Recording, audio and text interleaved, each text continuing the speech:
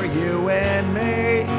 Another key change, oh God, oh no. Gig nightmares for you and me. All right, gig nightmares. Here we are today with Mr. Richard Goldberg, president and founder of Ultra Artists. How are you today, Rich? Doing great, Max. How are you? Doing very well. So, throughout the 80s and 90s, you booked many national acts, including Greg Allman of the Allman Brothers, the B-52s, Billy Idol, Cyndi Lauper, Thomas Dolby, who blinded us with science, the Romantics, the Ramones, and many others. You stepped away from the business in the 90s and in 2016 got back into the business. That is true. So, the majority of the guests that I've had on the show so far have been mostly musicians, but I felt it would be useful to have some more perspectives from different parts of the industries and to get some knowledge on what gig nightmares would look like for them. So, for those unfamiliar with your line of work, what does a booking agent do?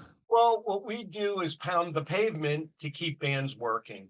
So it's up to us to market, promote, and open up doors to venues where we could get our bands bookings so they could play, and then they pay us a fee for the booking.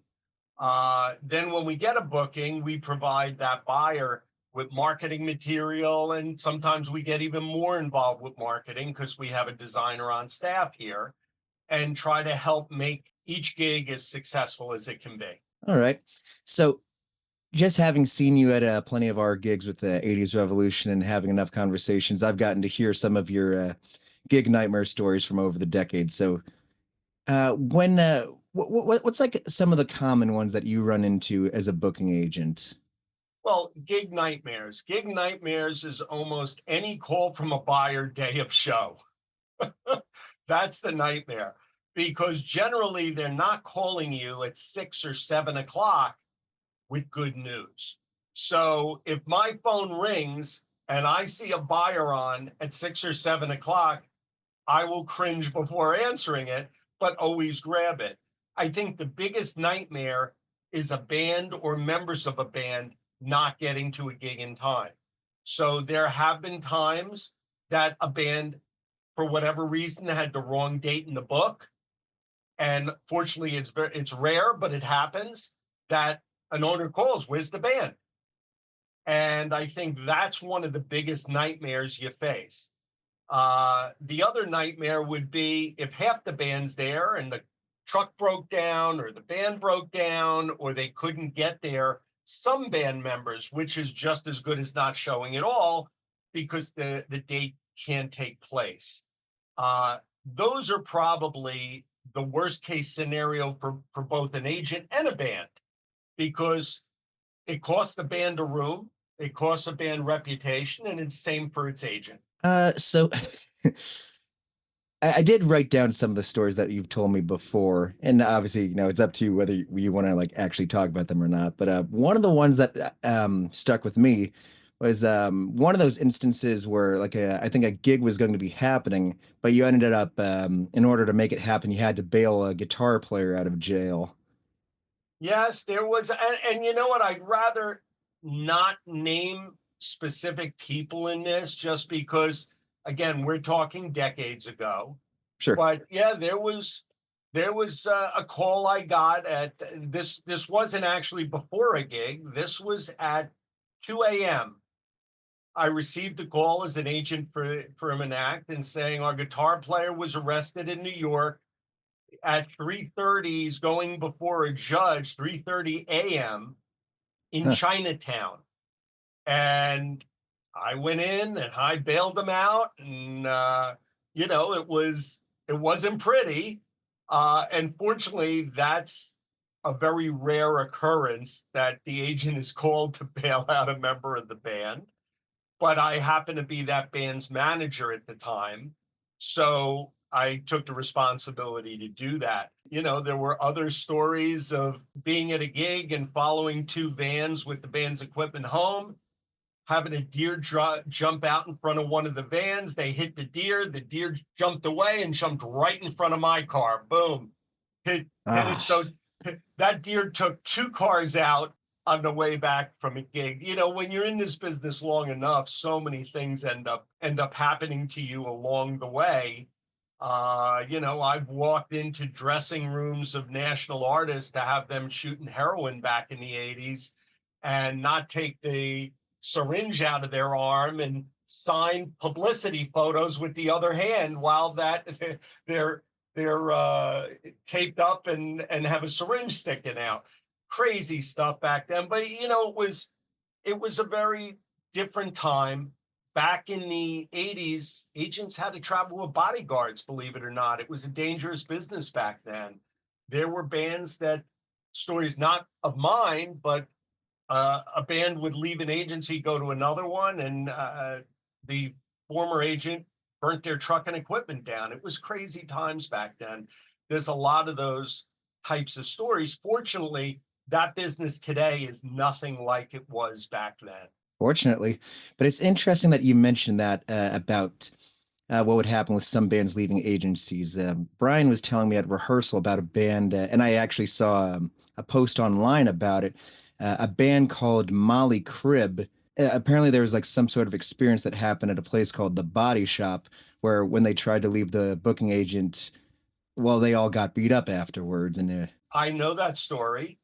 It was an ugly time. It really was. I was young very young at that time. I graduated college in 83 and got into the business in 84, but it was like that. I mean, I traveled with a very big guy, best friend of mine, who was back then somewhere between 375 and 400 pounds, who would travel with me as protection.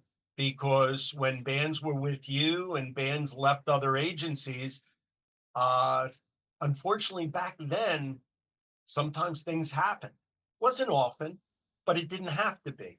If it happened, it was known, you know. And I got out of the business in the early 90s because it was just a little too crazy at the time. I had my own agency back then. Prior to that, I established, it was called Encore Talent. I booked a number of bands. It's funny, I was the Nerds' first agent back in the day, but I had a number of bands. And when I decided to get out of the business, I closed the door. All my bands were paid. I had $10,000 in the bank, and I locked the door and I left it for over 20 years. wow.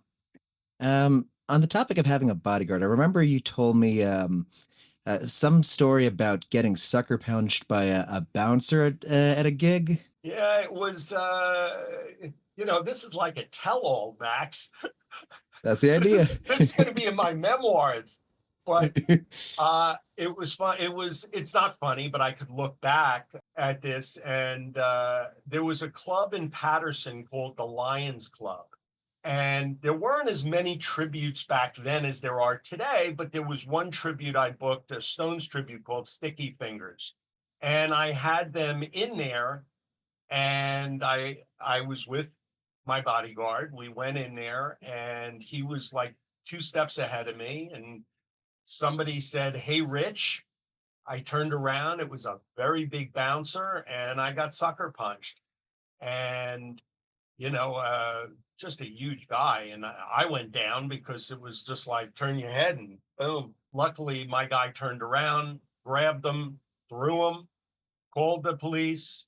He was arrested. I went to court. He was convicted of assault, but never knew who set me up at that point. And that he said, "Hey, Rich," I knew somebody was out for me for some reason at the time. But luckily, I got through that and moved on.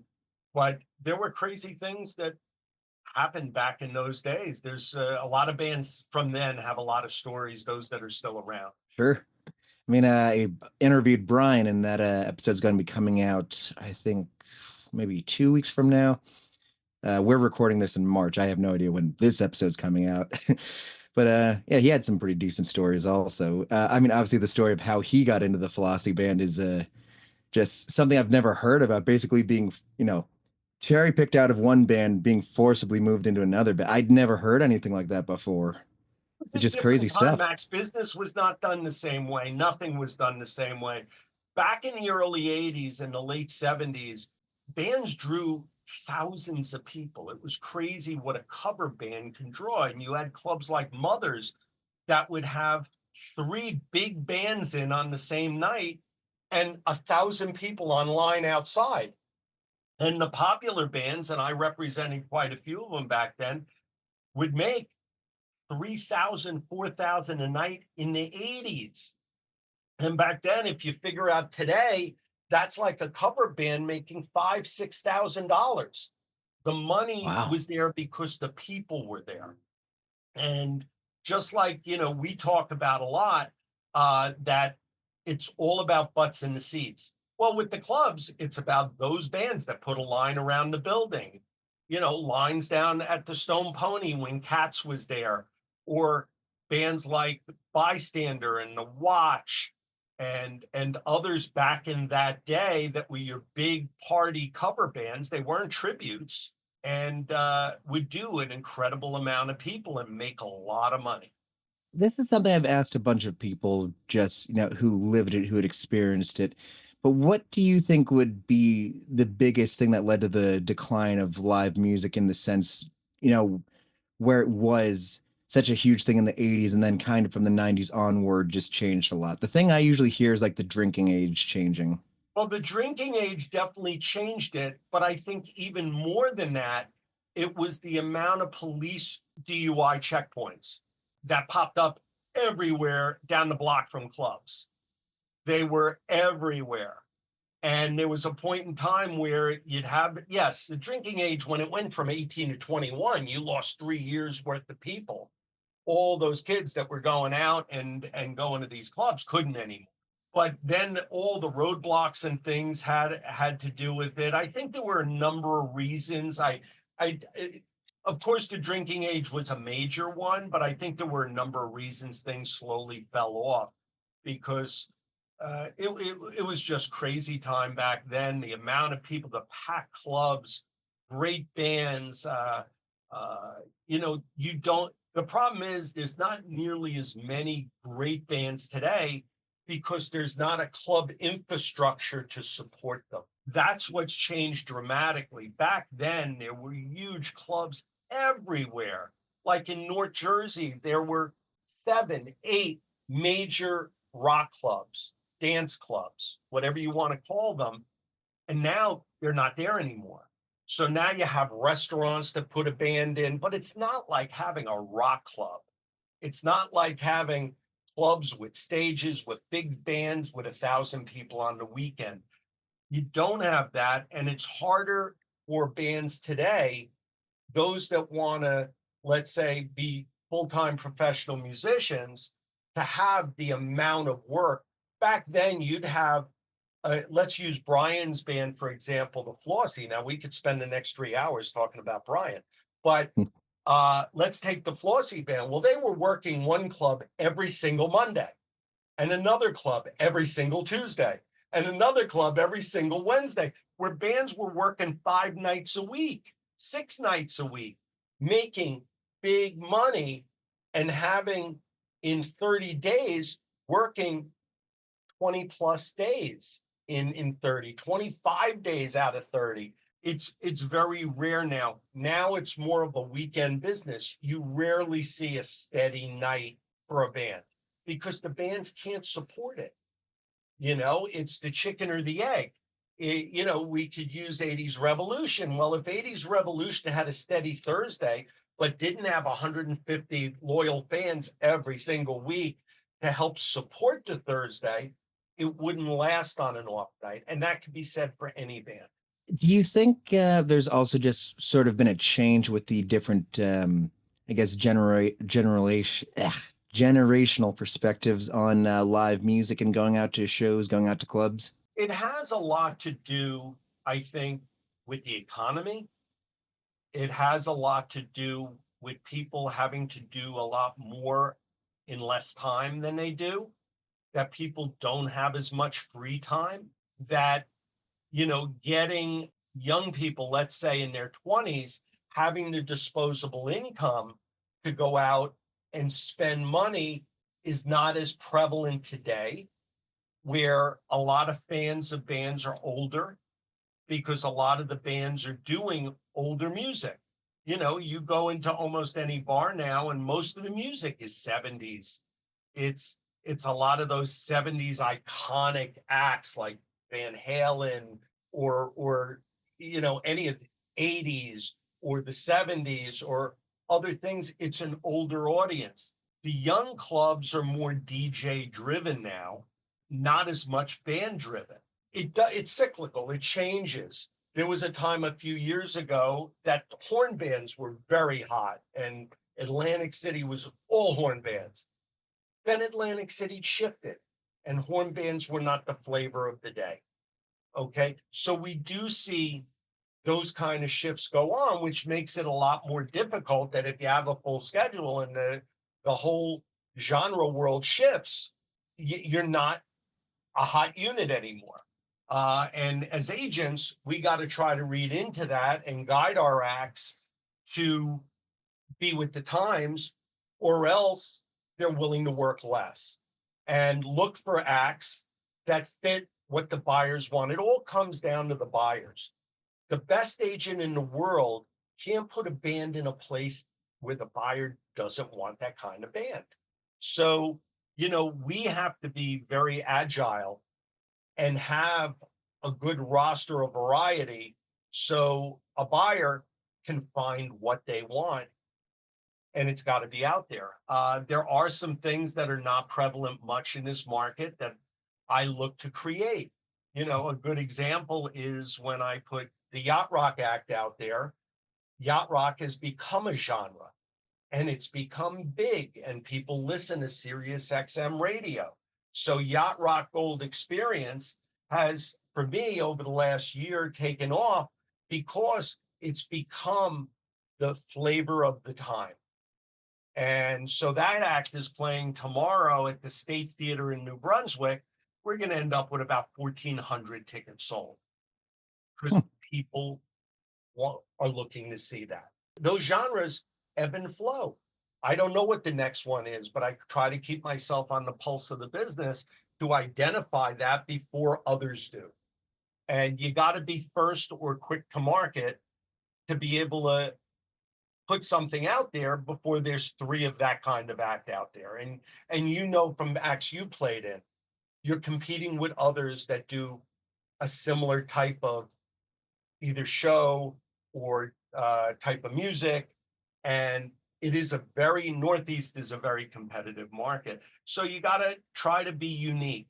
And I know with your band, we've worked to try to come up with ways to make you unique over any others that are doing the type of music you do.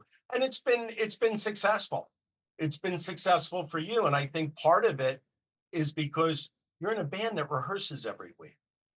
And Sure. to keep the quality up, very few bands, very few, the biggest don't do that. So that you guys are committed to do that to keep on top of the market is it. You may not always realize it, but it's very beneficial for you, and it's very beneficial for me to know that you do that.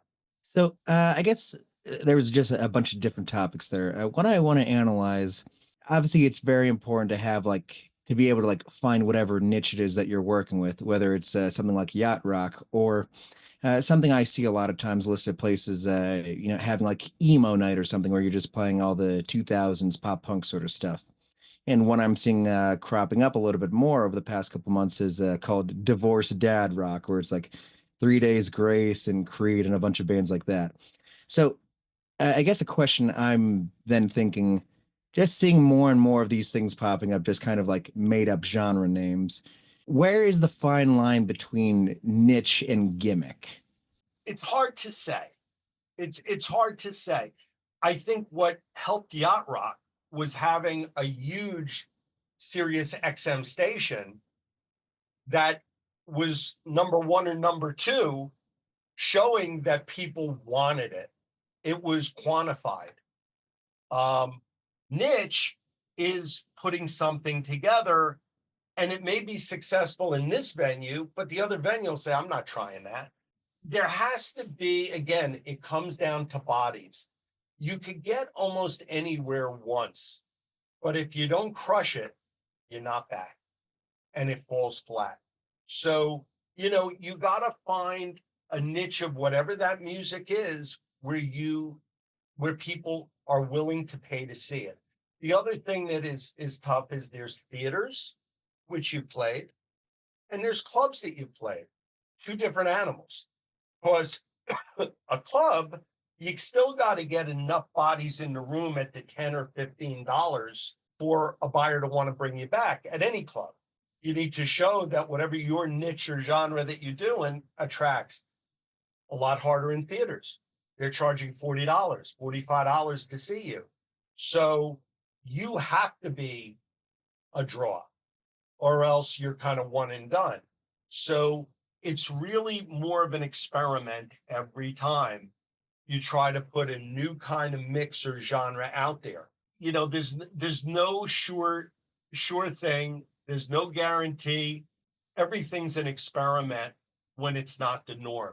When it's not, a Journey tribute, everybody knows they're buying to hear all their favorite Journey songs, all 40 hits they want to hear. With 80s, they love the music of Billy Idol, the B-52s, Aha, and all those new wave and dance songs that kind of bumped disco out of the equation and was that next generation of music that's still being played today.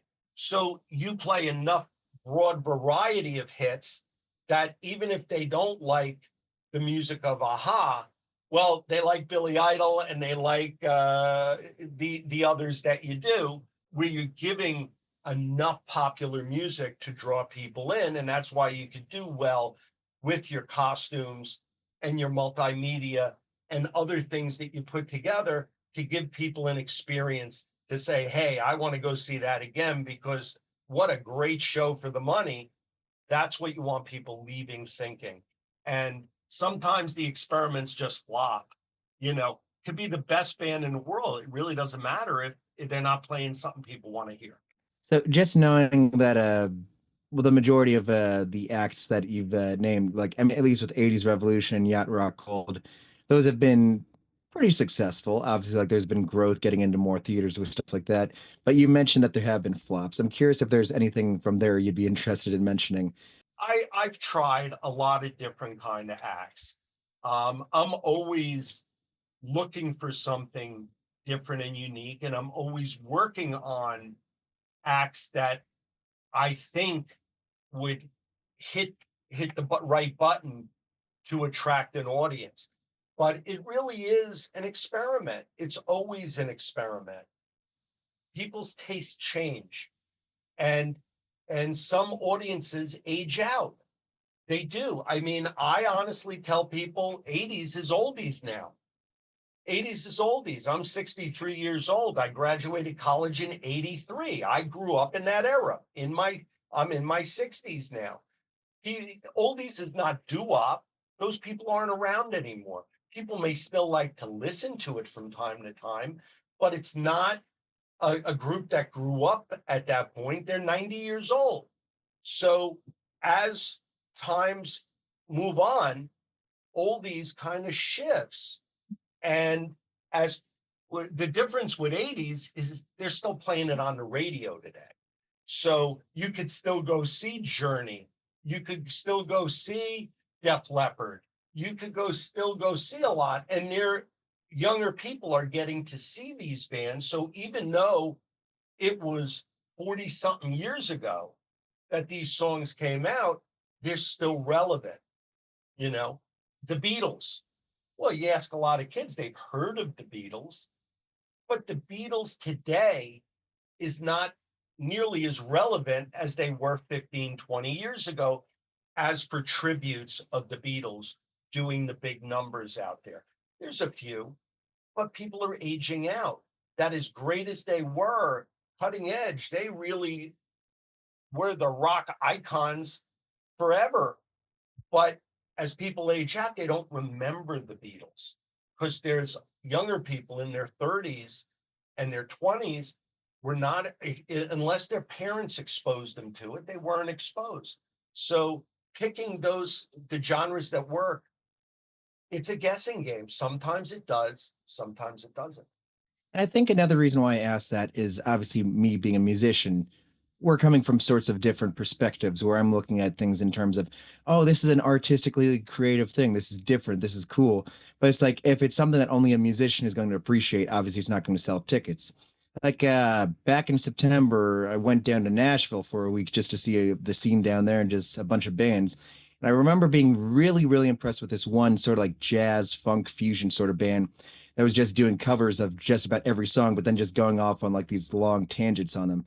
And I think it's awesome. Like they were doing like Cheers for Fears, everybody wants to rule the world, but like then they're just going off on these long passages. And to me, it's awesome. And there was a good crowd, but then again, it's Nashville. People are looking for like musicianship and stuff like that.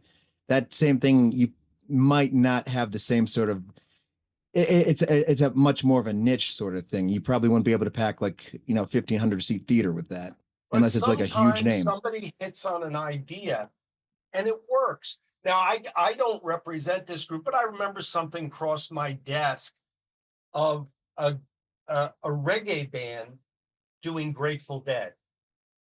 And it was interesting. It was interesting. Now, I don't know if that band's widely successful or not. I don't know. I didn't pursue anything, but there are those things. People do take those types of things and try them out, and sometimes they do work. Sometimes they do attract an audience. But like I say, it really is an experiment, and not a lot of bands are willing to learn a night of music to experiment. If Sure. they're going to get to that point, they want to go out and work and play. But if there's no audience to see it, it's going to die on the vine. So you got to be willing to take the risk, knowing it's truly a risk that even the agent saying, wow, that sounds interesting. I'm willing to float it out there to some buyers and see what they say, but nobody may want it. So for those kind of more experimental acts, the band has to be willing to roll the dice completely because it may not happen. So guys who rely on making a living generally are not the ones taking that kind of risk. It would be more a bunch of guys with day jobs that can afford to take the risk, and if it works, great, and if not, we'll try something else. Just curious, do you have any more like events, sort of gig nightmare sort of things that come to your mind? There's been all sorts. I remember I had one band that I found out the bass player was bringing a water bottle filled with vodka on stage every night. And there was one night that person was complete, and I didn't know it until that night, but was drunk on stage, calling out for shots to the audience. And it was a crazy time. And that person was fired that night. Um, things like that. When you're dealing with individuals, I try to tell my bands, I don't want you drinking at a gig. You want to drink when you're done with the gig, that's fine. But you're employed by a venue to perform at your best.